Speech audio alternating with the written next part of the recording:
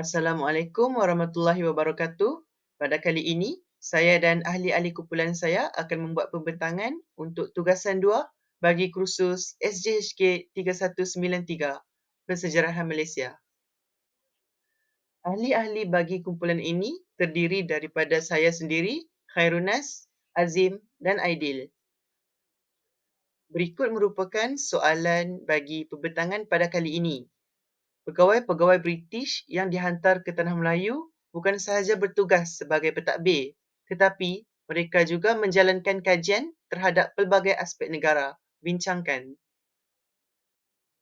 Berikut merupakan perkara-perkara yang akan kami bincangkan dalam pembentangan pada kali ini. Yang pertama, pengenalan. Yang kedua, faktor-faktor kedatangan pegawai-pegawai British ke Tanah Melayu. Yang ketiga, rumusan. Pegawai-pegawai British yang dihantar ke Tanah Melayu pada zaman penjajahan mereka tidak hanya memegang peranan sebagai pentadbir, tetapi turut aktif menjalankan kajian yang melibatkan pelbagai aspek negara. Kajian ini menjadi asas bagi perumusan dasar-dasar pentadbiran dan pengembangan ekonomi, sosial dan budaya dalam konteks penjajahan.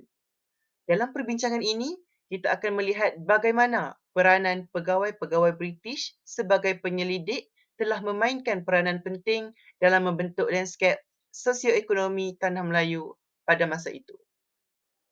Berikut merupakan faktor-faktor kedatangan pegawai-pegawai British ke Tanah Melayu. Yang pertama, sosio-budaya. Kedua, ekonomi. Ketiga, geografi dan infrastruktur. Keempat, pendidikan dan sains. Kelima, politik dan pentadbiran. Dan yang keenam, kesihatan dan kesejahteraan. Kita pergi kepada faktor yang pertama, iaitu sosio-budaya. A. Kumpulan etnik dan struktur sosial. Pengumpulan data. Pegawai-pegawai British mengkaji secara terperinci tentang kumpulan etnik yang membentuk masyarakat di Tanah Melayu. Mereka mengumpulkan data tentang asal-usul, adat resam dan norma-norma sosial yang mengawal hubungan antara kumpulan etnik seperti Melayu, Cina dan India. Seterusnya, pengaruh terhadap pentadbiran. Pengetahuan mendalam ini mempengaruhi dasar-dasar pentadbiran untuk menghormati dan mengelakkan konflik antara kumpulan etnik. Ini mungkin melibatkan strategi pengagihan hasil bumi dan peluang yang adil di kalangan kumpulan etnik. Seterusnya, B. Bahasa dan agama. Pemahaman terhadap bahasa tempatan. Pegawai-pegawai British melakukan kajian bahasa-bahasa tempatan seperti bahasa Melayu dan bahasa Cina untuk memahami komunikasi tempatan. Ini memainkan peranan dalam proses pentadbiran dan perhubungan dengan penduduk tempatan. Kajian agama tempatan. Kajian terhadap agama-agama tempatan dilakukan untuk memahami peranan agama dalam masyarakat. Pengetahuan ini dapat digunakan untuk membangunkan dasar-dasar yang menghormati kebebasan beragama dan budaya. C. Sistem keluarga dan tradisi. Peranan pegawai-pegawai sosial. Pegawai-pegawai British melibatkan diri dalam kajian mengenai sistem keluarga dan tradisi tempatan.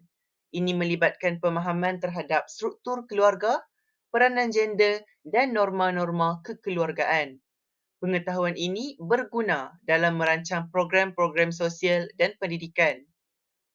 Kajian tradisi tempatan.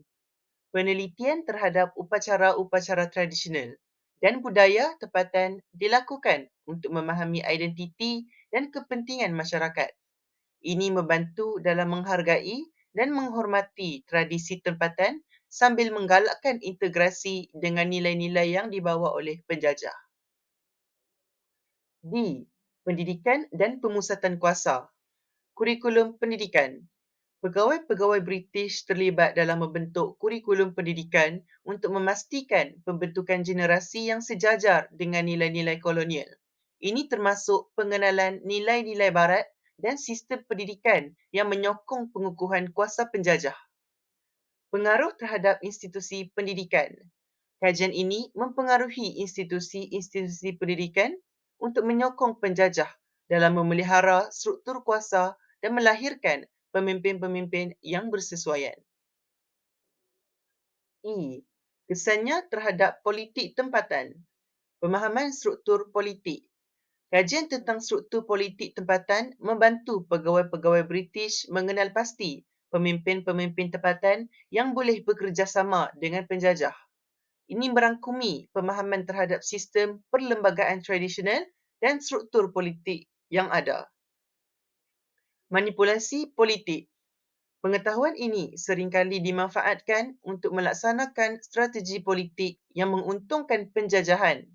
Contohnya, peletakan pemimpin yang senang dimanipulasi di mana ianya dapat memudahkan pengawalan dan pengaruh penjajah. F. Pengenalan undang-undang dan sistem keadilan. Analisis sistem undang-undang tempatan. Pegawai-pegawai British menjalankan kajian terhadap sistem undang-undang tempatan untuk memahami norma peraturan masyarakat.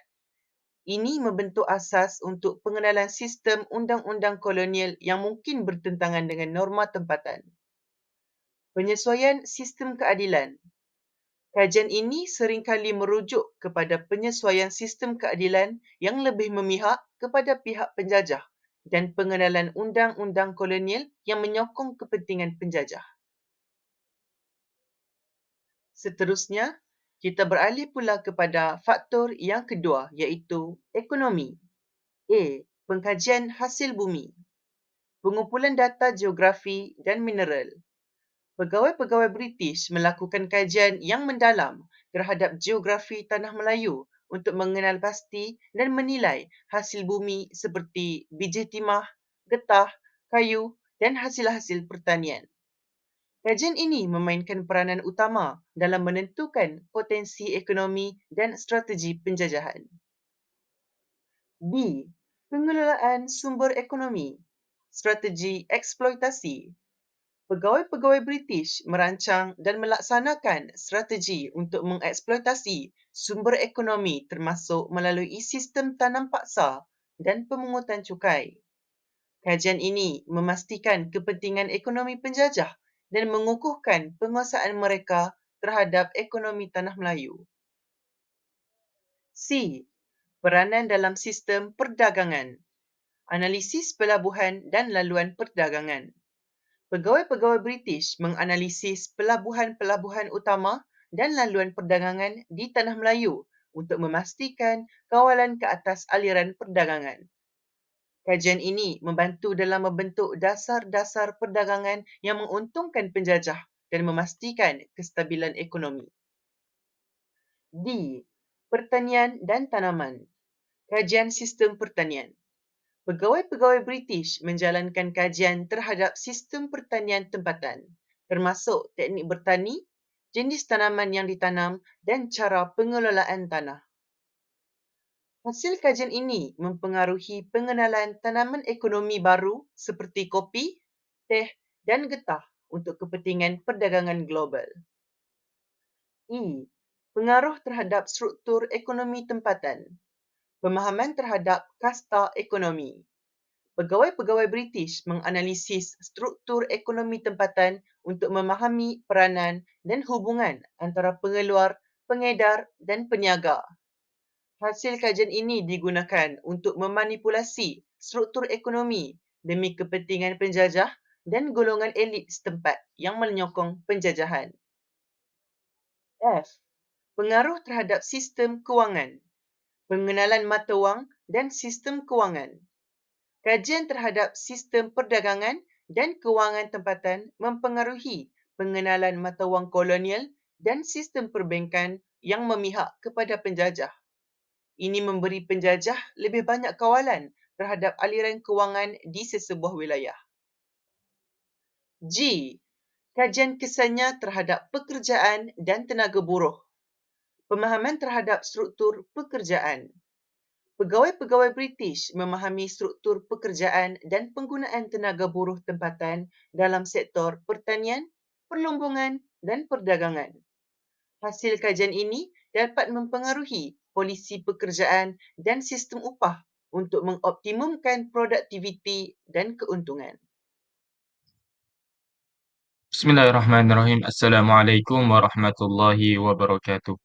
Jadi hari ini saya ingin membentangkan uh, geografi dan infrastruktur, yang mana saya akan menceritakan tentang objektiviti dalam mengkaji geografi Tanah Melayu. Sebab British datang ke Tanah Melayu. Okey, daripada aspek geografi. Kajian geografi membantu pegawai-pegawai British memahami lanskap Tanah Melayu untuk merancang infrastruktur seperti jalan raya, rel kereta api dan pelabuhan. Oleh itu, perkara ini membuka kepada wujudnya kawasan baru, mempergiat import dan ekspor dan sebagainya. Oleh itu, kita dapat rumuskan bahawasanya British mengkaji dan membuka jalan-jalan raya dan sebagainya dengan tujuan untuk mengauk keuntungan kepada mereka, dan mereka mengatakan bahawa mereka membawa kemajuan di tanah Melayu. Di sini saya ingin menegaskan bahawasanya British datang ke tanah Melayu, uh, kata mereka ingin membawa pembangunan, dan mereka memberi uh, dan sejarah telah mengajarkan kita bahawasanya British membawa pembangunan dan kemajuan kepada tanah Melayu. Dan itu sangat bertentangan sekali dengan sejarah sebenar tanah Melayu, kerana British datang ke tanah Melayu hanya untuk mengambil kesempatan mengauk keuntungan dari tanah Melayu, dari pelbagai sumber. Contohnya emas, emas rempah ratus, dan sebagainya.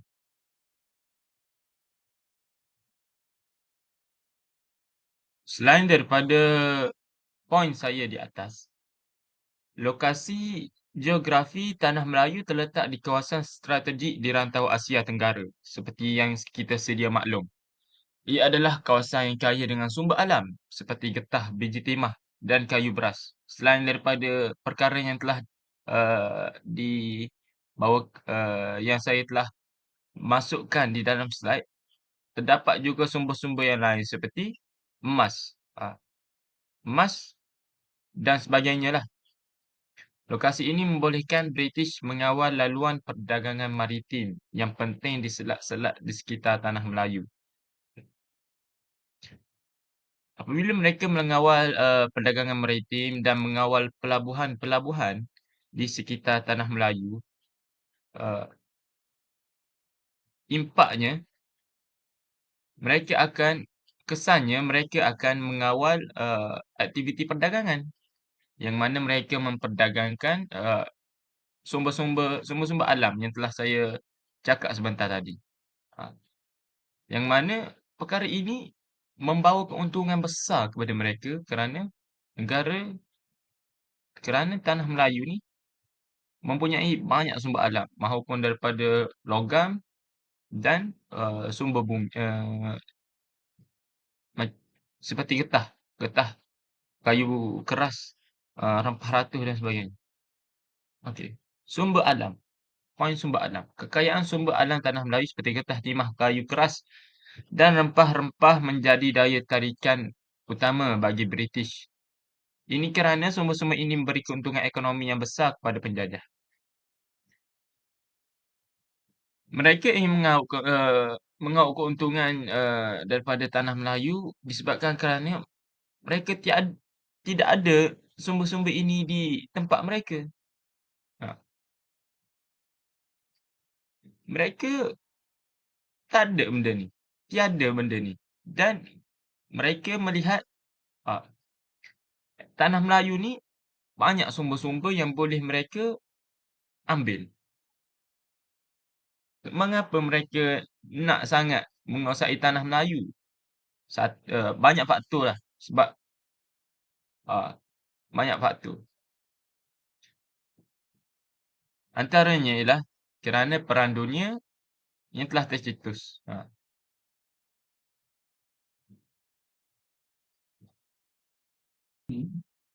Okey, yang seterusnya ialah akses maritim. Tanah Melayu mempunyai pelabuhan-pelabuhan semula jadi yang penting seperti Pulau Pinang dan Singapura. Ini memberi British akses kepada laluan perdagangan antarabangsa dan memudahkan penjajahan dan pengeluaran sumber daya alam. apabila mereka menguasai pelabuhan-pelabuhan, jadi senang untuk mereka ingin melakukan, aktiviti import dan eksport. Mereka mengeksportkan sumber-sumber dari tanah Melayu kepada mereka di, Eropah. Dan mereka mengambil kesempatan dengan mereka mengimport barang-barangan daripada kerajaan China, negeri China, seperti, sutera, teh dan sebagainya. Selepas itu, struktur geografi. Lanskap tanah Melayu yang berbukit-bukit dan hutan hujan tropika mengaruhi pengembangan ekonomi dan penjajahan. Seperti yang kita sedia maklum tanah Melayu ni adalah, eee, negara yang beruntung dan sangat bertuah kerana, eee, negara kita ni, kita boleh lihat daripada banyak aspek kenapa kita menjadi negara yang ingin direbutkan oleh kuasa-kuasa besar. Seperti yang kita sedia maklum, negara Malaysia ni, negara tanah Melayu ni, kita seperti di Indonesia, saya membawakan contoh. Seperti di Indonesia, terdapat banyak gunung berapi dan terjadinya banyak gempa bumi di Sumatera. Seperti yang kita dapat lihat, beberapa, tahun yang lalu ni, seperti di Palu, Sulawesi. Dan impaknya tidak terkena, kepada Malaysia dan, kita ni, selamatlah, selamat. Jadi sebarang aktiviti selamat dilakukan. Seterusnya, kita ni terlindung daripada angin monsun, timur laut dan angin monsun barat daya. Kerana kita ni banyak paya bakau, paya bakau. Yang mana paya bakau ni dapat, memperlahankan, angin. Apabila, paya bakau ni duduk di tepi pantai kan. Lepas tu angin ni datang terkena, pokok paya bakau ni dan akhirnya angin tu tidak akan, eee, mem menempuh, tanah Melayu. Jadi selamatlah. Selain itu, negara Malaysia, tanah Melayu ni, ialah iklim khatulistiwa, hutan hujan tropika yang dapat kita fahamnya, panas dan lembap sepanjang tahun dan tumbuh-tumbuhan dapat, hidup dengan segar. Tidak seperti negara-negara Eropah dan kita boleh lihat di negara-negara timur seperti China dan Jepun. Tidak seperti mereka, Malaysia ni. Kerana mereka merupakan negara yang beriklim 4 musim. Contohnya, kita boleh lihat macam tanaman padi lah, padi. Kita boleh menanam sepanjang tahun. Kita boleh tuai hasil 2 ke 3 kali setahun. Tapi, jikalau kita tengok di negara yang beriklim 4 musim, musim, eee, contohnya kita, tengok musim sejuk lah, aktiviti pertanian ni susah untuk dilakukan sebab tanaman mati, jikalau cuaca terlalu sejuk. Dan bila musim panas pula, dia akan mati juga sebab terlampau panas. Ha, jadi mereka hanya boleh melakukan aktiviti-aktiviti pertanian ni dalam jangka masa yang pendek sahaja. Dan perkara ini, okey, yang seterusnya ialah pendidikan dan sains. Saya ingin membawakan naratif penceritaan pendidikan dan sains pada zaman penjajahan British. Apabila British datang ke tanah Melayu ni, British menubuhkan sekolah dan institusi pendidikan. British membuka sekolah-sekolah dan institusi pendidikan di tanah Melayu. Sekolah-sekolah ini bertujuan untuk melatih dan mendidik golongan tempatan dalam bidang pendidikan formal. Ha, institusi seperti Sekolah Melayu Penang 1816 dan Institusi Teknologi Raja George sekarang ialah Universiti Teknologi Malaya adalah contoh pendidikan yang dimulakan oleh British. Melalui pendidikan formal ini, British mempengaruhi pemikiran budaya dan sistem pendidikan tempatan. Uraian saya pada perenggan pertama ini ialah uh, British ni telah berjaya memengaruhi pemikiran budaya dan sistem pendidikan orang Melayu. Yang mana kita ni terikat dengan sistem pendidikan barat. Yang mana kita ni uh, terlalu mengikut pandangan-pandangan dan ideologi barat di dalam di dalam apa yang kita pelajari. Contohnya banyak sejarah-sejarah orang Melayu yang telah diselewengkan oleh orientalis British sendiri. Seperti yang kita lihat di dalam karya-karya agung pun yang ditulis oleh orientalis British ni, banyak yang telah diselewengkan dan banyak permasalahan filolog dan konsep masa tidak kena.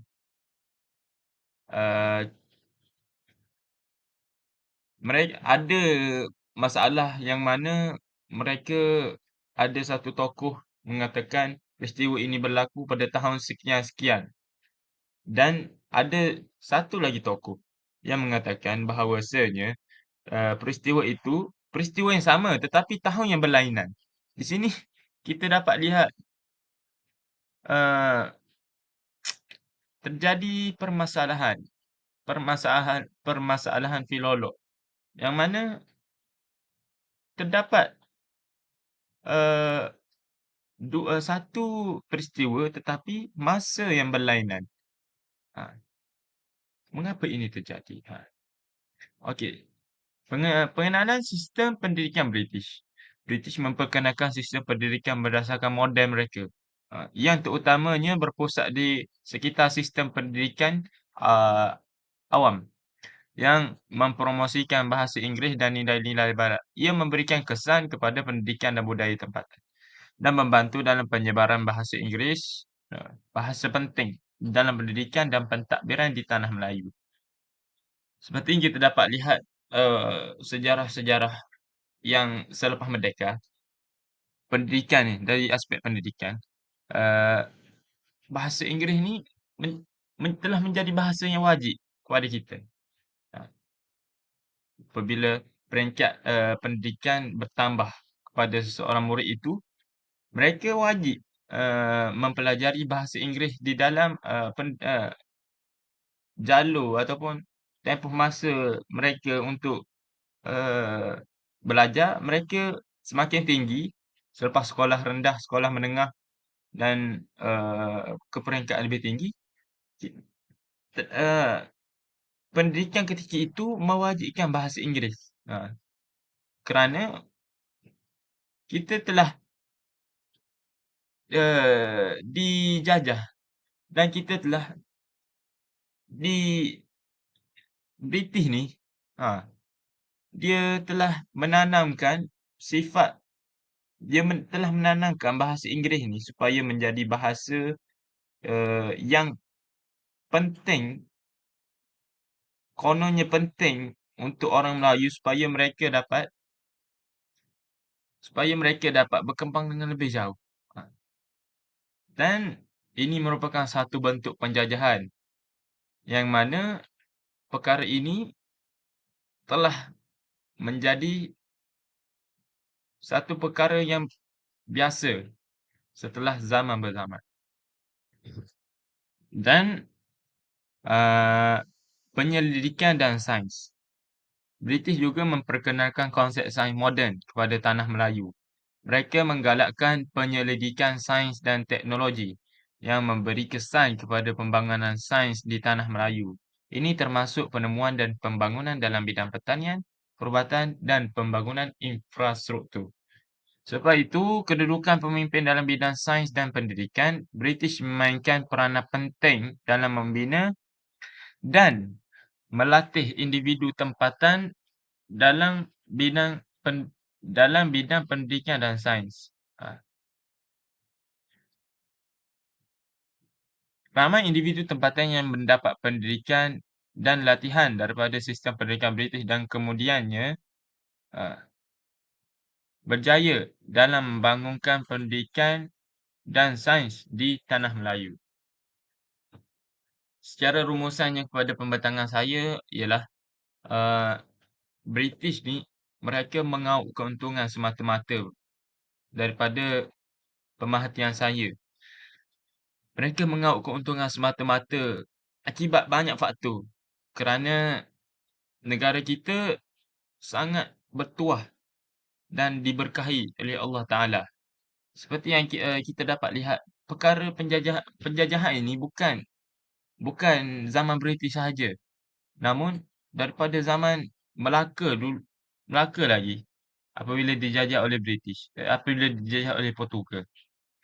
Portugal mereka banyak juga mereka mengauk keuntungan seperti manuskrip senjata-senjata orang Melayu yang mereka mengatakan orang Melayu berperang menggunakan keris. Namun itu tidak betul sama sekali. Dan mereka mengauk keuntungan seperti yang kita dapat lihat di dalam slide yang di awal tadi. Sumber-sumber dan sumber-sumber tanah Melayu ni sangat kaya. Dar daripada zaman Portugis jajah sehinggakan zaman British. Kita boleh tengok tanah Melayu ni hampir 500 tahun dijajah. Namun sumber daripada zaman Portugis sehinggalah berakhir dengan British, mereka masih lagi mendapat keuntungan. Dikatakan bahawa jumlah harta yang dikahut oleh British sebanyak 13 trilion. 13 trilion bukan satu jumlah yang sedikit. Namun ia adalah satu dan hutang negara kita pun 1/13 daripada jumlah tersebut. Negara British ni membangun dengan hasil mereka menjajah tanah Melayu sahaja. Dan kita dapat lihat negara kita, negara yang telah dijajah oleh British, kita adalah antara negara yang lewat. Kerana negara kita ni banyak sumber dan mereka melepaskan negara kita dengan lewat, memberikan kemerdekaan dengan lewat kerana mereka ingin mengauk keuntungan. Dan ini satu tindakan yang sangat tidak wajar dan seharusnya masyarakat perlu sedar bahawasanya tanah Melayu ini ialah tanah yang bertuah dan orang Melayu ini bukanlah orang yang pemalas. Seperti yang telah diwar-warkan oleh sejarah. Setakat itu saja. Assalamualaikum warahmatullahi wabarakatuh. Assalamualaikum dan selamat sejahtera. Salam Malaysia Madani dan salam pintar IPG KDRI. Saya selaku pembentang yang terakhir akan membentangkan tentang dua bidang yang terakhir iaitu politik dan pentadbiran serta kesihatan dan kesejahteraan. Jadi antara aspek yang dikaji dalam bidang politik dan pentadbiran ini ialah pegawai-pegawai British telah menjalankan kajian untuk memahami dan membentuk sistem pentadbiran kolonial di Tanah Melayu. Hal ini termasuk dengan penyusunan undang-undang, peraturan dan struktur pentadbiran yang sesuai dengan keperluan kolonial. Misalnya, ketika era penjajahan British di negara kita, telah diperkenalkan satu corak pentadbiran yang berasaskan sentralisasi ataupun sistem pentadbiran yang berpusat. Misalnya ketika penubuhan Negeri Melayu Bersekutu, kuasa Pemerintahan dan pusat pentadbiran adalah terletak di Kuala Lumpur walaupun terdiri pada 4 negeri berbeza iaitu Perak, Pahang, Negeri Sembilan dan Selangor. Seterusnya, pentadbiran kolonial ini adalah bercorak untuk mengeksploitasi bahan mentah seperti ketahu, tanah Melayu mempunyai kekayaan dari segi bahan mentah dan kekayaan hasil hutan dan sebagainya. Dan akhir sekali berkaitan dengan undang-undang iaitu ketika awal penubuhan negeri Malaya Bersekutu telah diperkenalkan satu sistem undang-undang yang bermodelkan model Westminster iaitu satu model undang-undang yang berasal dari negara penjajah ini. Model Westminster ini telah memperkenalkan satu corak pentadbiran yang berasaskan demokrasi berparlimen di negeri-negeri Melayu Bersekutu tersebut. Terusnya pada tahun 1946 iaitu selepas Perang Dunia Kedua, model Westminster ini telah diperkenalkan secara menyeluruh di seluruh tanah Melayu dan terdapat beberapa perubahan iaitu telah dimasukkan unsur tempatan ataupun undang-undang tempatan dan undang-undang Islam. Seterusnya, aspek yang dikaji ialah perbandingan sistem politik. Kajian yang dibuat adalah untuk membandingkan sistem politik tradisional tempatan dengan sistem politik British serta untuk mendalami sejarah politik dan tradisi pemerintahan tempatan. Iaitu seperti yang kita tahu, walaupun tanah Melayu dan British mempunyai sistem beraja, tapi terdapat sedikit perbezaan di mana seperti yang saya cerita tadi bahawa British telah mempunyai sistem demokrasi berparlimen dan raja perlembagaan, manakala di tanah Melayu masih mengamalkan sistem raja monarki ataupun raja berkuasa mutlak, iaitu raja berkuasa dalam segala hal lewat pentadbiran termasuk untuk menentukan undang-undang sambil dibantu oleh para pembesar.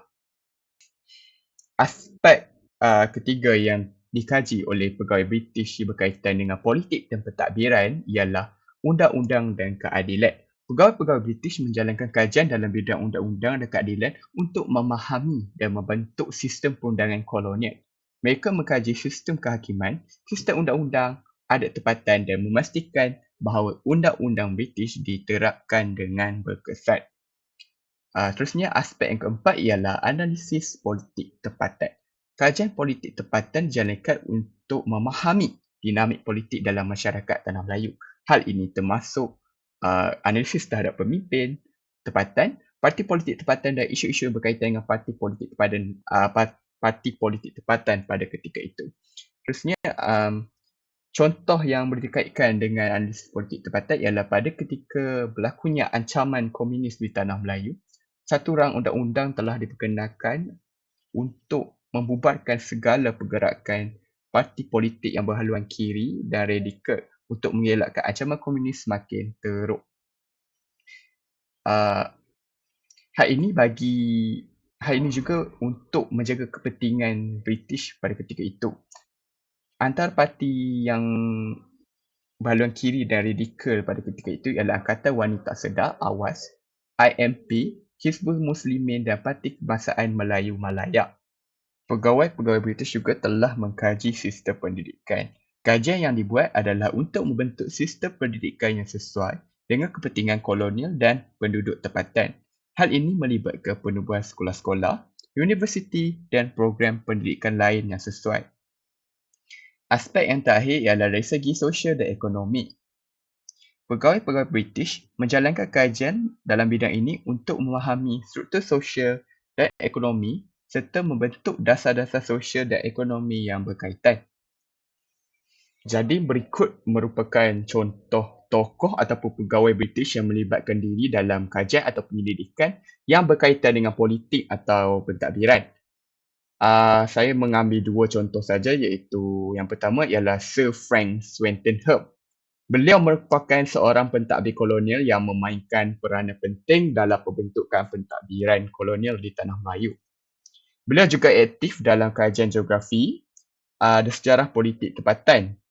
Swettenham juga pernah menjadi Residen Jeneral Selangor pada tahun 1896 dan kemudiannya menjawat jawatan sebagai ketua setiausaha bagi Gubernur negeri-negeri selat ataupun sebutan Inggeris ialah Strait Settlement. Beliau juga memainkan peranan dalam mengkaji sistem politik tempatan dan merangka dasar-dasar pentadbiran. Tokoh ataupun pegawai British yang kedua ialah Sir Andrew Caldecott yang merupakan seorang pegawai British yang berkhidmat di Tanah Melayu dan Singapura. Beliau memainkan peranan dalam pembentukan dan perubahan pentadbiran kolonial. Beliau juga aktif dalam kajian politik tempatan dan memahami perubahan politik di Tanah Melayu. Kita beralih kepada bidang yang terakhir iaitu bidang keenam, kesihatan dan kesejahteraan. Antara aspek yang dikaji dalam bidang ini ialah pegawai-pegawai British telah menjalankan penyelidikan tentang penyakit-penyakit yang berlaku di Tanah Melayu. Mereka mengkaji punca-punca dan penyebaran penyakit-penyakit seperti malaria, demam berdarah dan berbagai penyakit tropikal lain. Kajian ini membantu dalam merancang langkah-langkah pengawalan dan pencegahan penyakit-penyakit ini di kalangan penduduk tempatan. Aspek yang seterusnya ialah pegawai-pegawai British membantu dalam pembangunan sistem perkhidmatan kesihatan di Tanah Melayu. Mereka membina hospital, klinik kesihatan dan kemudahan kesihatan lain untuk kegunaan penduduk tempatan dan memastikan penduduk tempatan mendapat akses kepada perkhidmatan kesihatan yang berkualiti.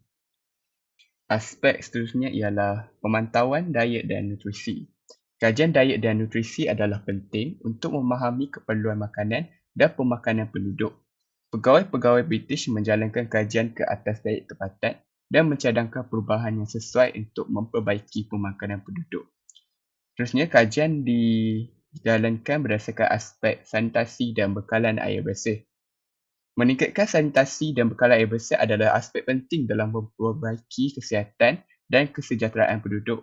Pegawai-pegawai British menjalankan kajian untuk menentukan keperluan dan sumber bekalan air bersih dan sistem pembuangan sisa. Pegawai British juga mempromosikan penyelidikan perubatan dengan membina makmal penyelidikan dan menjalankan kajian perubatan. Penemuan perubatan boleh membantu merawat penyakit-penyakit tempatan dan meningkatkan kualiti perkhidmatan perubatan. Aspek yang terakhir ialah kajian sosial dan kesejahteraan. Pegawai-pegawai British juga menjalankan kajian sosial untuk memahami masalah kesejahteraan sosial di kalangan penduduk tempatan seperti kemiskinan, perumahan dan pendidikan. Kajian ini boleh digunakan untuk merancang program-program sosial yang sesuai. Antara pegawai British yang terkenal dalam mengkaji atau melakukan penyelidikan yang berkaitan dengan kesihatan dan kesejahteraan ialah Sir William Edward Maxwell. Beliau merupakan pegawai perubatan British yang bekerja di Tanah Melayu. Maxwell memainkan peranan penting dalam memperbaiki perkhidmatan perubatan di Tanah Melayu dan mengkaji penyakit tropika seperti malaria. Antara pegawai British yang terkenal dalam mengkaji atau melakukan penyelidikan yang berkaitan dengan kesihatan dan kesejahteraan ialah Sir William Edward Maxwell. Beliau merupakan pegawai perubatan British yang bekerja di Tanah Melayu. Maxwell memainkan peranan penting dalam memperbaiki perkhidmatan perubatan di Tanah Melayu dan mengkaji penyakit tropika seperti malaria. Antara pegawai British yang terkenal dalam mengkaji atau melakukan penyelidikan yang berkaitan dengan kesihatan dan kesejahteraan ialah Sir William Edward Maxwell. Beliau merupakan pegawai perubatan British pegawai British yang seterusnya ialah Sir George Maxwell. Beliau merupakan pegawai British yang aktif dalam pengurusan dan pembangunan sistem bekalan air bersih di negeri Pulau Pinang.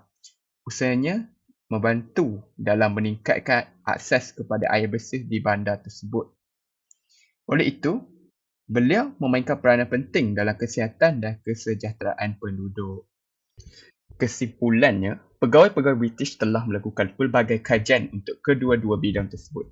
Berdasarkan kajian-kajian tersebut, British jela melakukan apa-apa sahaja untuk mewujudkan pentadbiran penjajahan di Tanah Melayu yang sistematik dan cekap. Mereka juga cuba mengambil hati penduduk tempatan untuk menerima pentadbiran mereka agar kepentingan dan keperluan mereka dari hasil-hasil Tanah Melayu ini terjamin kerana mereka beranggapan bahawa penduduk Tanah Melayu ini telah menerima mereka kerana mereka bersikap mengambil berat di atas kesejahteraan ataupun keperluan rakyat-rakyat tempatan. Secara keseluruhan, perbincangan mengenai peranan-peranan pegawai-pegawai British di Tanah Melayu membuka tirai kepada realiti yang lebih kompleks di sebalik struktur penjajahan.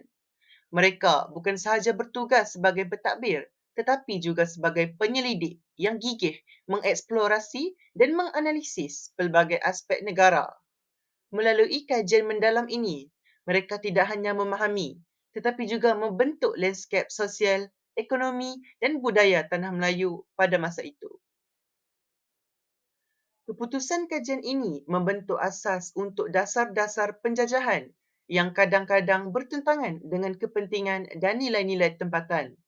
Namun demikian, tidak dapat dinafikan bahawa kajian ini turut memberi sumbangan terhadap pembangunan dan transformasi wilayah ini, iaitu Tanah Melayu. Sebagai penutup, kita perlu memahami bahawa warisan kajian dan tindakan pegawai-pegawai British ini masih memainkan peranan dalam membentuk realiti dan dinamika Tanah Melayu kontemporari. Perluasan pemahaman ini membolehkan kita memandang sejarah sebagai sumber pembelajaran untuk membentuk masa depan yang lebih inklusif dan berkeadilan. Dengan berakhirnya rumusan sebentar tadi, maka tamatlah sudah perbincangan kami pada kali ini. Sekian, terima kasih.